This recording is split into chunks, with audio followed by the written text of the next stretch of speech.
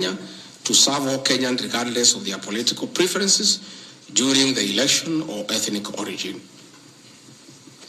I'll produce videos or all those things. Again, my decision to embrace the broad-based government following the decision of the cabinet after the Gen Z protest is that I support coalition building. And even when the Honorable Right Odinga came, he got some shares. True or false? I mean, surely, why is Rigathi Gachagua being vilified? By just being truthful. You know, it's good to be truthful. I have heard that my saying we observe this agreement is a threat to national unity. I have never been caught by the National Cohesion and Integration Committee to tell me that I have said something that can create ethnic disharmony. On the issues of one man, one vote, one shilling, I am told again that it can create tribal hatred. How? One man, one vote, one shilling is not a formula for Mount Kenya region. Far from it. They deserve. The one man, one vote, one shilling talks about equation, and that was a meaningful reform. The gist of that formula is that all Kenyans should be treated equally. If we are giving bursary to the children of Kenya, let us agree how many children we have. If there are 30 million and we have 100 million, we divide equally and distribute to every constituency to those children. If a hospital takes care of 1,000 patients, we decide based on population what is the size of the hospital to be constructed in Roiro, where there are 800,000 people. If one borehole serves 500 people,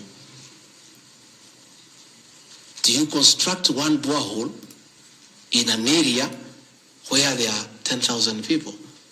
You need to construct more boreholes. That's all. And these populations are everywhere in Western Kenya, in Kisii, in Rift Valley. The high numbers are not just in the Mount Kenya region. This is a formula, in my view, that is good for everybody. Again, it is not a law because I pronounce myself. It's just an opinion. And in our democracy, I think it's only fair to allow people to have freedom of speech and to be entitled to an opinion. There are those who talk one man, one vote, 1 kilometer, and it is their right. And we should also listen to them and consider.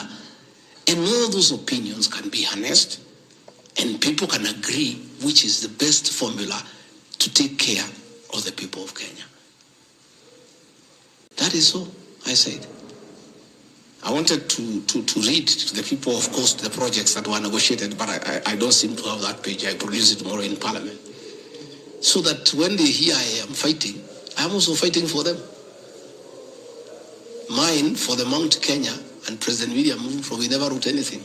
Because I'm a very trusting man. So is my people. As we did word of mouth. So once in a while, we may argue kidogo because there's nothing written. So sometimes it's when people say I'm blackmailing the president, but I'm simply asking, my boss, we agreed the following, can we please do it? We agreed this on that, can we do it? We agreed that the people of Mount Kenya who had been given jobs by Uhuru will not be removed without being replaced. We don't seem to be honoring that. Can we honor it? We agreed where we needed to replace somebody who has not performed. We exchange 1 for 1. Can we do it? We agreed that we need to give Mau roads priority. Can we please do it? Because that is what we agreed. It's simply people being honest with each other and living true to a gentleman's agreement. That is what it is about. So I wanted to explain to the people of Kenya, I am not against any region of Kenya. I am just a crusader for honesty and for fulfilling written and unwritten agreements. That is all I am. I say if we agree on something, please let's do it. If we agreed we shall do ABCD before we are elected, let's do it. If we agreed we shall not brutally convict innocent people. Please, let's not do it. If we agreed that we shall create a good business environment for people to do business, please, let's not do it.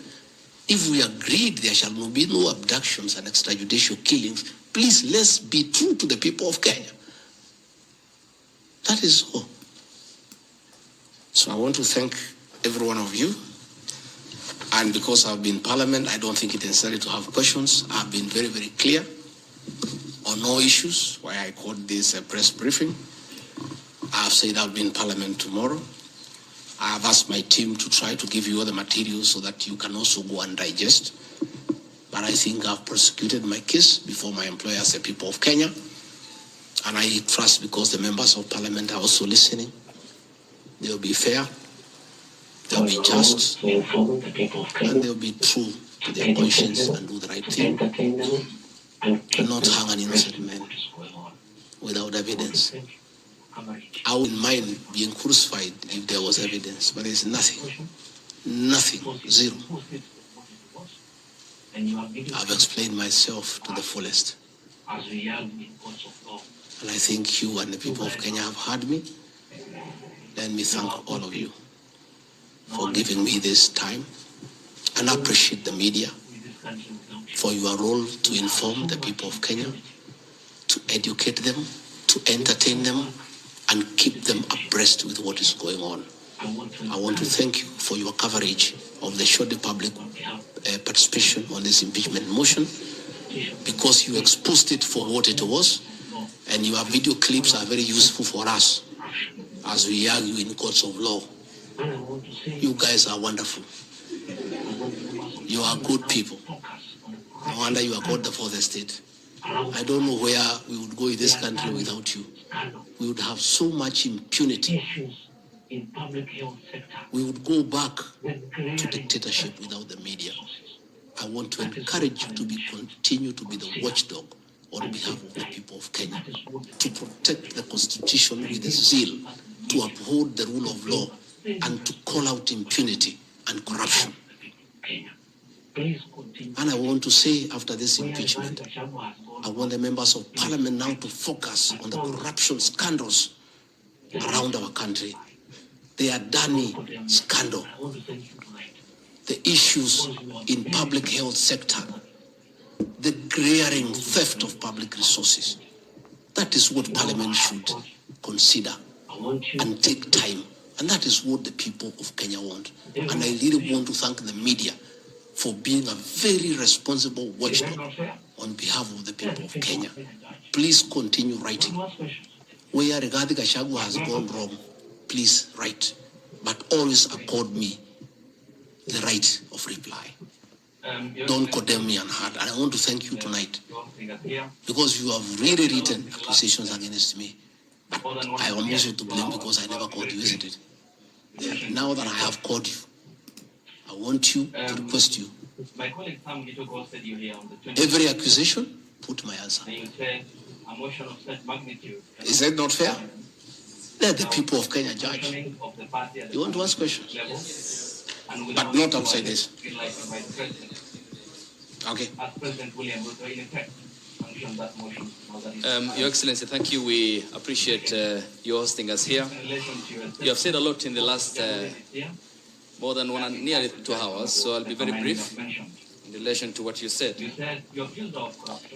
My colleague Sam Gituk hosted you here on the 20th of September, and you said a motion of such magnitude cannot head to Parliament without the sanctioning of the party at the parliamentary group level and without the go-ahead or the green lighting by the President. Has President William Ruto in effect sanctioned that motion now that it's in Parliament?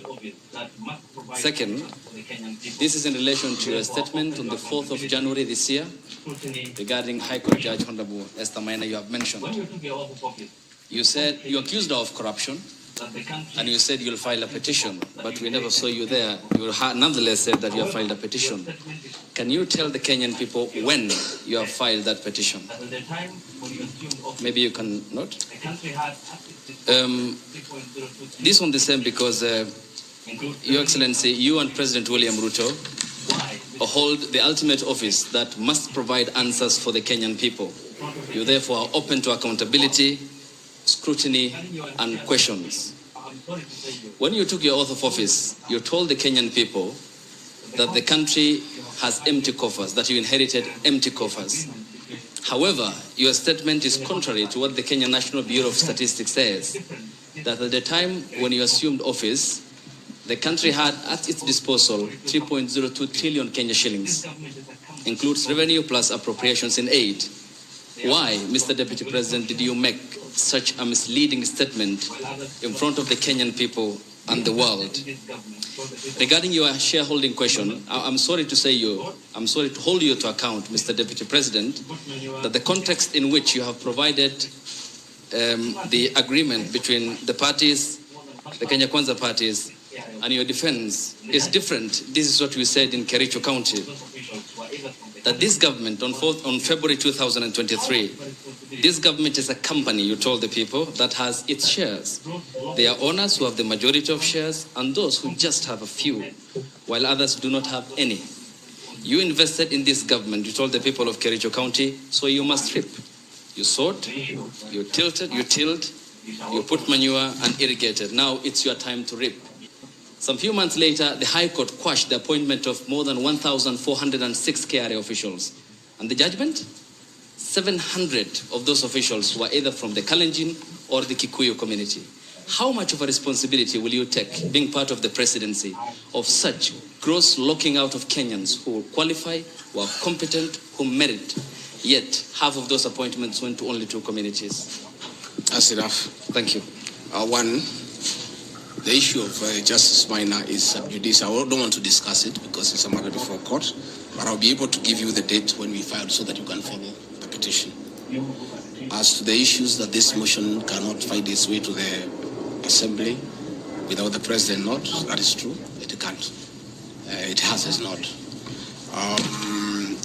As to the issue of shareholding, again, this is a matter that I'll be prosecuting. By answering your question, I'll delve into the merits and the demerits of the argument that will come up. But I also want to remind you that I did not say that it's a company. I said like a company. Like. You look at the clip, it's there. Like, I gave an example. And a company has shareholders. I've just read to you there's 30% here for somebody. That's what I was saying. I was just being truthful without removing the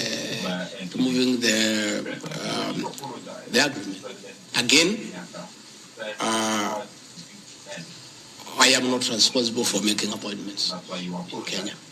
I don't make any appointments. Deputy President does not appoint anybody. You know, the appointing authority. Ladies and gentlemen, because my lawyers tell me we don't want to delve into the merits and the demerits of the presentation that I've made. Yes, Karanja.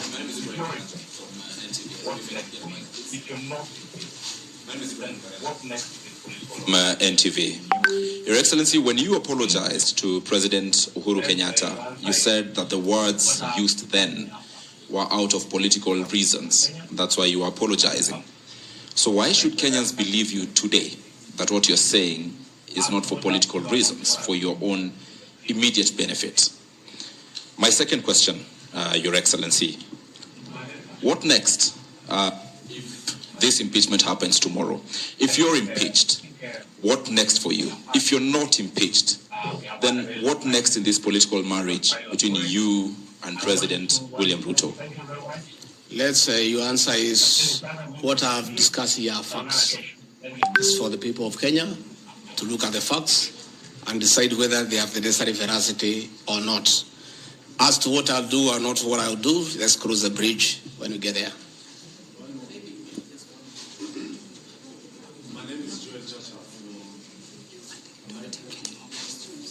I think, good people, we have had a long night.